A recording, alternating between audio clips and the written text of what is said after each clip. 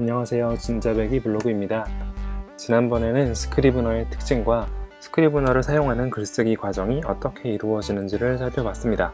사실 그러한 글쓰기 과정은 굳이 스크리브너가 없더라도 여러가지 다양한 도구들을 활용해서 사용할 수 있습니다. 즉, 스크리브너의 사용 유무가 이것을 사용하느냐 마느냐가 글의 질을 결정해 주는 것은 아닙니다. 그러나 스크리브너는 잘 사용하면 편하게 그 과정들을 수행해 나갈 수 있다는 장점이 있습니다. 그리고 그런 글쓰기에 자신이 없는 분들도 지난번에 소개한 그 글쓰기 과정들을 스크리브너를 통해서 차근차근 수행하다 보면 실력이 느는 것도 경험할 수 있지 않을까 싶습니다. 이번에는 스크리브너라는 앱의 전체적인 구조와 배치가 어떻게 되는지 살펴보도록 하겠습니다. 스크리브너는 복잡해 보이는 프로그램이지만 필요한 기능들을 적재적소에 배치해 놓았기 때문에 글을 쓰기 전에 어느 정도 파악을 해 놓는 것이 필요합니다. 물론 여기서 모든 것을 상세하게 다루지는 않겠습니다. 그리고 다룰 수도 없습니다.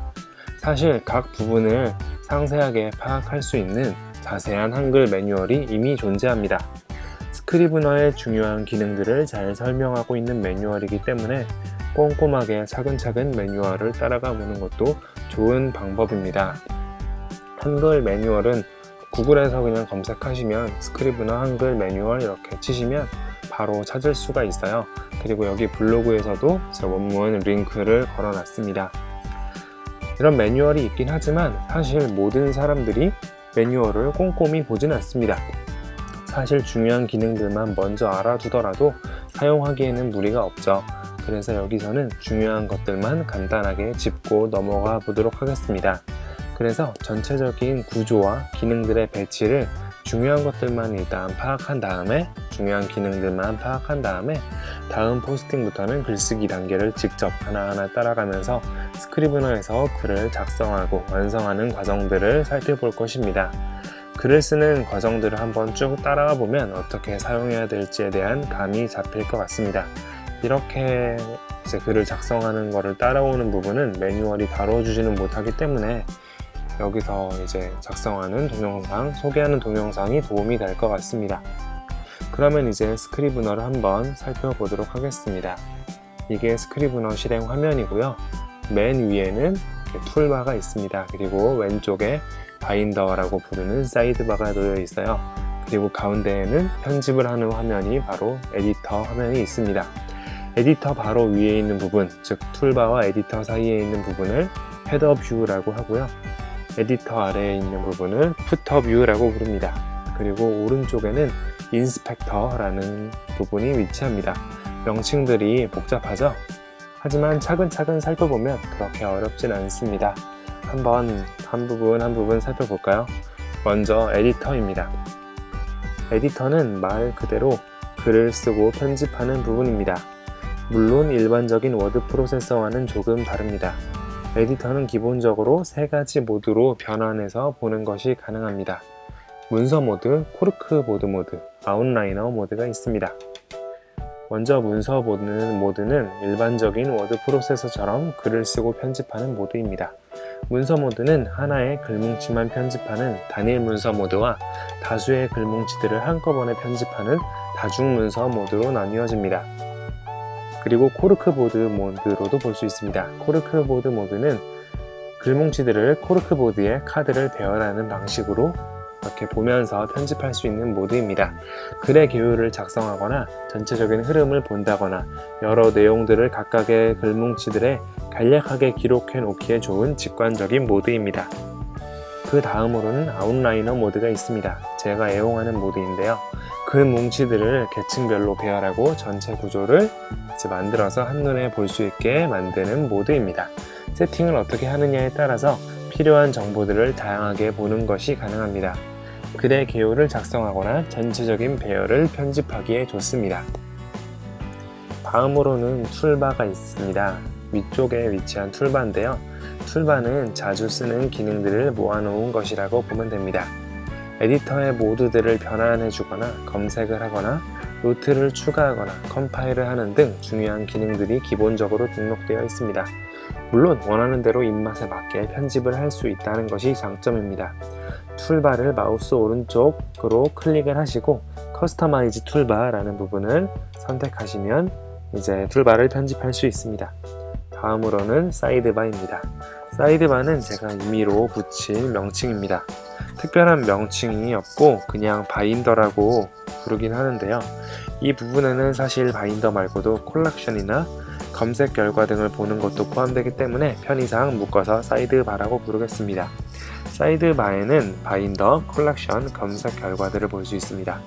먼저 바인더는 맥의 파인더나 그리고 윈도우즈의 탐색기 같은 것이라고 보셔도 됩니다.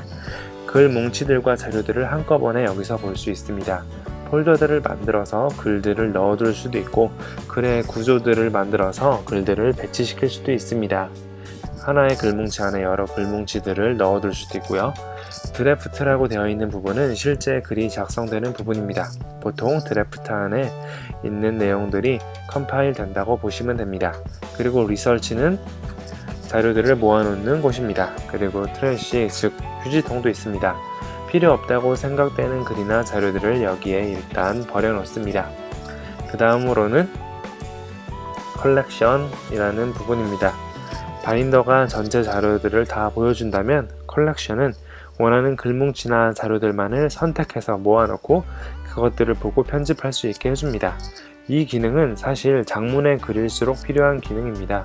바인더로 한눈에 보기에는 너무 길고 복잡한 글일 경우, 그리고 그 글을 바인더의 배열한 구조와는 또 다른 방식으로 모아서 편집하고 싶을 경우에 필요합니다. 예를 들어 소설을 쓸 때에는 특정 인물들이 등장하는 부분들만을 모아서 컬렉션으로 만들어 놓으면 나중에 그 인물이 등장하는 부분만 보고 싶거나 그것을 편집할 때 유용하게 사용할 수 있습니다.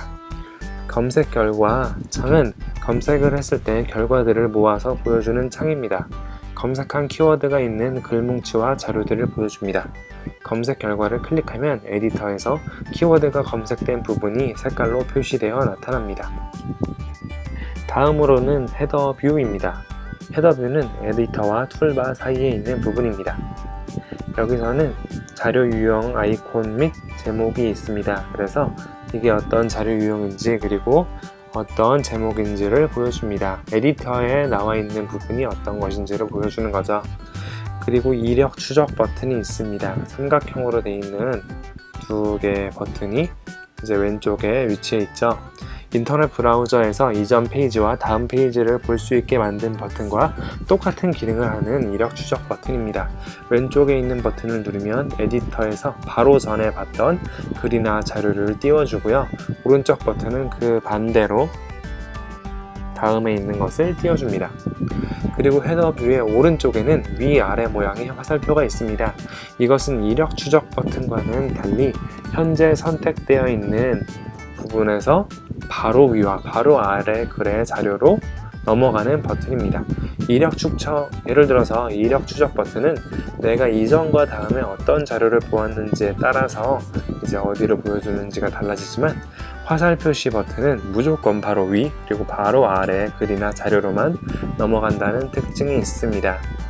그리고 화살표 바로 옆에는 에디터의 창을 나눠주는 토글 스플릿 버튼이 있습니다. 맨 오른쪽에 있어요. 이 버튼을 누르면 에디터가 두 개로 변환되고 두 개인 에디터는 하나로 합쳐줍니다. 이렇게 창을 나눠주면 각 창에 서로 다른 문서들을 띄워서 보고 편집할 수 있습니다. 저는 이렇게 대부분 나눠서 편집을 하는 편입니다. 그리고 아래쪽에는 푸터 뷰가 있죠. 푸터 뷰는 에디터 바로 아래에 있는 부분입니다. 여기서는 에디터 화면의 비율을 조절해서 확대, 축소를 할 수 있고 에디터에 띄워진 글이나 자료의 단어와 문자, 수도 확인할 수 있습니다. 작업하는 글에 길이 제한이 있을 경우 그 길이 제한을 걸어놓고 목표로 하는 단어나 문자 수를 이제 입력을 해놓은 다음에 진행 상황을 체크해 볼 수 있습니다. 즉 내가 목표로 하는 글의 분량을 얼마나 채웠는지를 볼 수 있는 것입니다. 오른쪽에 위치한 인스펙터에서는 스크리브너에서 사용하는 글을 편집하거나 자료를 정리할 때 에디터 안에서 처리하기에는 곤란하지만 필요한 여러가지 부가 기능들이 제공됩니다. 먼저 시놉시스 인덱스 카드가 있습니다. 이것은 문서의 개요를 작성할 수 있는 부분입니다. 여기다가 이제 에디터에 띄워져 있는 그 문서, 자료, 글의 개요를 간략히 작성해 두면 언제든지 이것을 참고하면서 글을 써나갈 수 있습니다. 미리 이 부분에 간단한 나의 생각이나 아이디어만 기록해 두어도 나중에 글을 쓸 때 상당한 도움이 됩니다. 제너럴 메타데이터 패널은 이 부분에서는 작업하는 문서들의 유형을 입맛대로 분류해서 표시해주는 라벨 기능, 문서의 작업 상태를 표시해둘 수 있는 상태 표시 기능, 언제 수정했는지 기록해두는 창, 그리고 컴파일에 포함시킬지 여부를 정하는 체크박스 등등이 있습니다. 그 다음은 노트 패널입니다. 문서를 작성하거나 자료를 정리할 때 생각나는 것을 기록해두는 부분입니다. 글을 써야 할 때 아이디어는 생겼는데 어디다 기록해야 될지 모를 때가 있죠. 그럴 때 보통 우리는 포스트잇 같은 것을 사용하는데요. 스크리브너에서는 노트 패널에 기록해두면 됩니다. 노트에는 문서 노트와 프로젝트 노트가 있는데 문서 노트는 그 문서를 열었을 때에만 볼 수 있는 노트, 즉 문서에 붙어있는 노트입니다. 문서가 바뀌면 이제 다른 문서 노트가 뜨겠죠. 하지만 프로젝트 노트는 어떤 문서를 보고 있던 간에 그 프로젝트 안에서 항상 볼 수 있는 노트입니다. 어느 글뭉치들을 편집하건 간에 프로젝터 노트를 인스펙터 창에 띄워놓고 보면서 작업을 할 수 있다는 의미입니다. 그 다음에는 레퍼런스 패널입니다. 작업을 하면서 참조할 수 있는 자료들을 표시해두는 부분입니다. 같은 프로젝트 내에 다른 문서든 하드디스크 안에 있는 문서든 인터넷상에 있는 문서든 상관없이 여기에 링크를 추가시켜 놓고 참조하면 됩니다. 즉 해당 글뭉치를 편집할 때 추가적으로 참조할 것들이 있다면 여기에 다 링크 시켜 놓으면 됩니다. 그 다음은 키워드 패널입니다. 해당 작업 문서의 키워드를 설정해 놓을 수 있습니다. 문서를 단체로 같은 키워드를 기록해 놓을 수도 있습니다. 키워드를 설정해 놓으면 해당 키워드가 설정된 문서만을 따로 모아서 열람하고 편집하기에 유용합니다. 다음으로는 커스텀 메타데이터 패널이 있습니다. 장문의 글을 쓴다면 문서를 작업하는데 제너럴 메타데이터만으로는 충분하지 않을 때가 있습니다. 이때 사용자가 원하는 대로 메타데이터를 설정해 줄 수 있게 해놓은 부분입니다. 그 다음은 스냅샷입니다. 작업 중인 글을 스냅샷을 찍어 놓으면 글을 편집하고 변경했을 때 변경된 부분만을 비교해서 볼 수 있고 스냅샷을 찍어 놓은 당시의 글을 원상복귀 시킬 수도 있습니다. 지난번에 소개했지만 글을 수정하는 데 있어서 강력한 기능입니다. 다음으로는 주석 각주 패널입니다. 말 그대로 주석과 각주를 표시해주는 부분입니다. 워드나 한글이나 페이지에서 각주를 넣으면 문서 아랫부분에 내용이 들어가지만 스크리브너에서는 인스펙터의 이 주석 각주 패널의 내용이 담깁니다. 그리고 에디터에서는 주석은 노란색 색칠 및 밑줄로, 각주는 회색 색칠 및 밑줄로 표시됩니다. 이것들은 컴파일할 때 포함시킬지 여부를 선택해 줄 수 있습니다. 마지막으로 한 가지 더, 컴포지션 모드라는 기능이 있는데요. 이것은 스크리브너에 있는 중요한 기능 중의 하나입니다. 글쓰기 자체에만 집중할 수 있도록 화면의 다른 모든 것을 가리고 에디터만 보여주는 모드입니다. 보통 배경이 검은색으로 처리가 되는데 저처럼 이렇게 배경을 변경시킬 수도 있습니다. 네, 잠깐 둘러보기만 하려고 했는데도 생각보다 꽤 길어졌네요. 이거 괜히 시작한 거 아닌가 싶기도 한데요. 아무튼 다음에는 실제 과정을 한번 따라가 보도록 하겠습니다. 그래서 다음 포스팅에서는 자료 수집을 하는 부분부터 시작하도록 하겠습니다.